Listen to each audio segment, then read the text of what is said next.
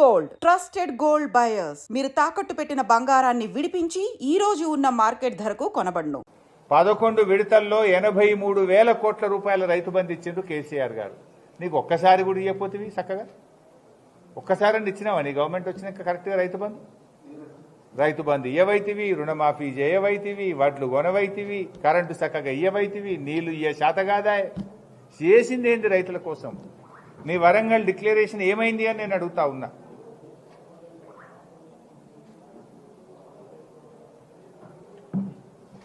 ముఖ్యమంత్రి గారికి అంత బిజీ ఉన్నారా మీరు? అయితే ఢిల్లీ పోతున్నావు, లేకపోతే అందాల పోటీల మీద రివ్యూ పెడుతున్నావు. మొన్న 3 రోజులు ఢిల్లీ పోయేస్తేవి, ఇప్పటికి ఎక్కే విమానం దిగే విమానం అదే తప్ప రైతుల గురించి ఎన్నడూ ఆలోచించినావు నువ్వు? అందాల పోటీల మీద ఉన్న శ్రద్ధ అన్నదాతల అవస్థల మీద ఈ ప్రభుత్వానికి లేకుండా పోయింది. ఇవాళ మామిడి రైతులు చాలా నష్టపోయారు. నేను ఉదయం నుంచి నాకు రాష్ట్ర వ్యాప్తంగా చూస్తున్నా, జిల్లా వ్యాప్తంగా చూస్తున్నా, మా నియోజకవర్గంలో కూడా చూస్తున్నా, అసలు ఒక్క కాయ లేకుండా పడిపోయింది. ఏం గాలిదు మరి, మొత్తం ఇండ్ల మీద రేకులు లేచిపోయినాయి, చాలా చోట్ల చెట్లు పడిపోయినాయి, మామిడికాయ ఒక్కటి లేకుండా పడిపోయింది. ఇలా చాలా పరేషాన్ ఉన్నారు మామిడి రైతులు. ఏది హార్టికల్చర్ శాఖ ఏంది? కనీసం ఆ మామిడి రైతులు కొమ్మలు ఇరిగిపోయినాయి, కాయలు పోయినాయి.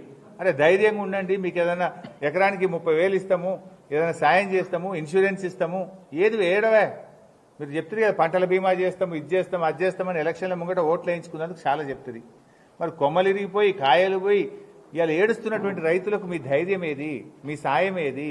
ప్రభుత్వం మాట ఏది అని నేను అడుగుతా ఉన్నా. ఇవాళ పత్తి రైతులను కూడా ముంచేసిండ్రు. మొన్న పత్తి రైతుల్లో 20% మంది పత్తి రైతులకు మాత్రమే ఎంఎస్పీ వచ్చింది. మిగతా 80% మంది పత్తి రైతుల దగ్గర మొత్తం బ్రోకర్లు కొన్నారు. బ్రోకర్లు కొని సీసీఐకి ఎక్కువ ధరకు అమ్ముకున్నారు. ఇది బీఆర్ఎస్ పార్టీ బయటకు తెచ్చిన తర్వాత ఇప్పుడు ప్రభుత్వం విజిలెన్స్ ఎంక్వైరీకి ఆదేశించింది. విజిలెన్స్ కాదు, దీని మీద సిబిఐ విచారణ జరపాలి.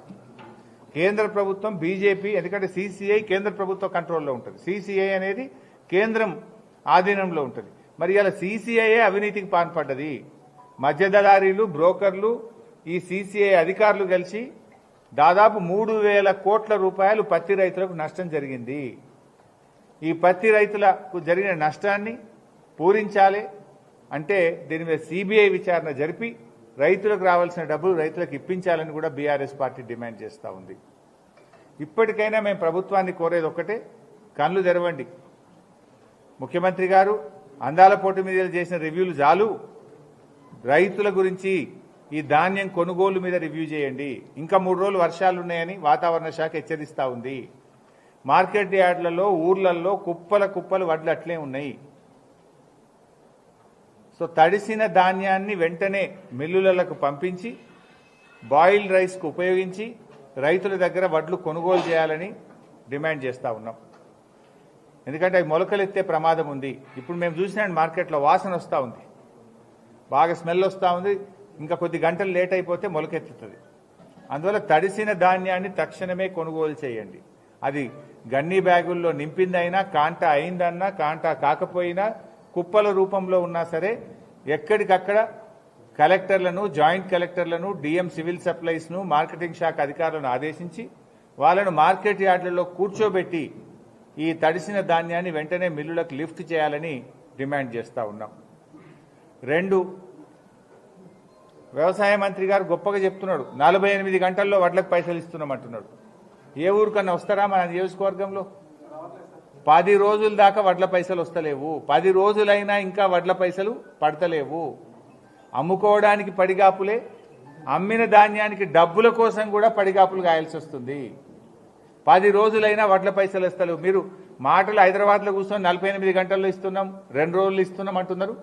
ఏ ఊర్లో కూడా 10 రోజుల్లోపు వడ్ల పైసలు వస్తలేవు. దాన్ని రివ్యూ చేయాలని డిమాండ్ చేస్తున్నాం. డబ్బులు వెంటనే రైతులకు ఇవ్వాలని చెప్పి నేను కోరుతా ఉన్నాను. ఎందుకంటే రాష్ట్రంలో 24 లక్షల మెట్రిక్ టన్నుల వడ్లు కొన్నారు. దాటి విలువ బోనస్ ప్లస్ వడ్ల విలువ కలిపితే 6,200 కోట్లు. 6,200 కోట్లకు మీరు ఇచ్చింది ఎంత? 3,000 కోట్లే ఇచ్చింది. సగం ఇచ్చింది, ఇంకా సగం పైసలు ఇవ్వాలి. కొన్నదే తక్కువ. ఆ కొన్న వడ్లకు కూడా ఇవాళ డబ్బులకు ఇవ్వనటువంటి పరిస్థితి. నంబర్ 2, బోనస్ అని గొప్పగా చెప్పిండ్రు. అన్ని పంటలకు బోనస్ అన్నారు, అదేగా పెట్టిండ్రు. వడ్లకు బోనస్ అన్నారు, అది ఎగబెట్టి సన్నాలకు మాత్రమే కొంటామన్నారు. ఇవాళ ఆ సన్నాలకు కూడా రాష్ట్రంలో ఒక్క రూపాయి కూడా యాసంగి వడ్లకు బోనస్ ఇవ్వలేదు. 512 కోట్ల రూపాయల బోనస్ పెండింగ్లో ఉంది. తక్షణమే బోనస్ డబ్బులు విడుదల చేయాలి, రైతుల ఖాతాల్లో వేయాలని చెప్పి డిమాండ్ చేస్తా ఉన్నాం. మూడవది రైతు బీమా. కేసీఆర్ ఉండగా రైతులకు బీమా కట్టేది, మీరు వచ్చినాక అది కూడా బంద్ పెట్టారు.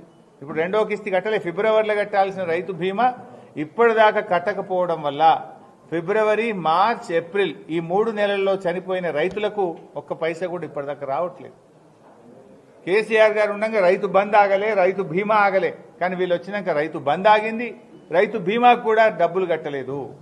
తక్షణమే రైతు బీమా 2వ ఇన్స్టాల్మెంట్ కట్టాలని, ఆ చనిపోయిన రైతు కుటుంబాలకు 5 లక్షల ఎక్స్గ్రేషియా చెల్లించాలని చెప్పి కూడా డిమాండ్ చేస్తా ఉన్నాం. అదేవిధంగా తరుగు రాష్ట్ర వ్యాప్తంగా అన్ని చోట్ల కూడా 5 నుంచి 8 కిలోల తరుగు పెడతా ఉన్నారు. ముఖ్యమంత్రి గారు తరుగు మీద నువ్వు ఆనాడు జానెడ్ ఎగిరిపడ్డావు. తక్షణమే అధికారులను ఆదేశించు, తరుగు లేకుండా రైతులకు న్యాయం చేయాలి, ధాన్యం కొనాలని చెప్పి డిమాండ్ చేస్తా ఉన్నాం. ఇక రైతు బంధు, నువ్వు రైతు బంధు ఇస్తా అని అసెంబ్లీలోనే మాటిచ్చినావు. 31 మార్చిలోగా రైతులకు రైతు బంధు వేస్తా అని నిండు శాసనసభలో మాట ఇచ్చినావు ముఖ్యమంత్రి గారు. 31 మార్చి అయిపోయి, ఏప్రిల్ అయిపోయింది, మే నెల నడుస్తుంది. పంట నార్లు పోసేటప్పుడు ఇవ్వాలి, కానీ కోతలైపోయినా నీ రైతు బంధు వల్లే ఇంకా. సో తక్షణమే రైతు బంధు నిధులు విడుదల చేయాలని చెప్పి కూడా నేను ఈరోజు ముఖ్యమంత్రి గారిని, ఈ రాష్ట్ర ప్రభుత్వాన్ని డిమాండ్ చేస్తా ఉన్నా. ఇక రుణమాఫీ అందరికీ చేస్తా అని హామీ ఇచ్చినావు. దేవుళ్ల మీద, చర్చి మీద, దర్గా మీద ఒట్టు పెట్టినవు. నీ బుద్ధున్న ఊరికి పో. మేము చెప్పేది తప్పైతే, నమ్మకపోతే నీ ఇష్టమున్న ఊరికి పో. ఏ ఊళ్ళోనన్నా రుణమాఫీ అయిందేమో అడుగు రైతుల్ని. అయింది తక్కువ, కాంది ఎక్కువ.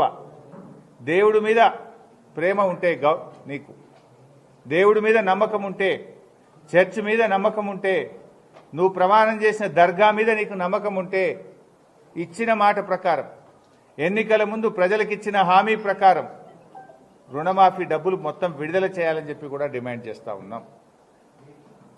మార్కెట్ యార్డులలో టార్పలిన్ కవర్లు లేక, ప్యాడీ క్లీనర్లు లేక రైతులు ఇబ్బంది పడుతున్నారు. అవసరమైన మేరకు, ఇప్పుడు 4 అవసరం ఉంటే ఒకటి ఇచ్చుడు కాదు కదా, అక్కడ వచ్చే క్వాంటిటీని బట్టి, అక్కడ ఉండే అవసరాన్ని బట్టి టార్పలిన్ కవర్లైనా, ప్యాడీ క్లీనర్లు వెంటనే ఏర్పాటు చేయండి. ఆర్టీఏ డిపార్ట్మెంట్ను ఆదేశించి ప్రతి ఎంవీఐని మార్కెట్ యార్డ్లో ఒకరిని కూర్చోబెట్టి అవసరమైన లారీలను వెంటనే తెప్పించే విధంగా జిల్లా కలెక్టర్లకు, ఆర్టీఏకు ఆదేశాలు ఇవ్వాలని కూడా ప్రభుత్వాన్ని డిమాండ్ చేస్తా ఉన్నాం.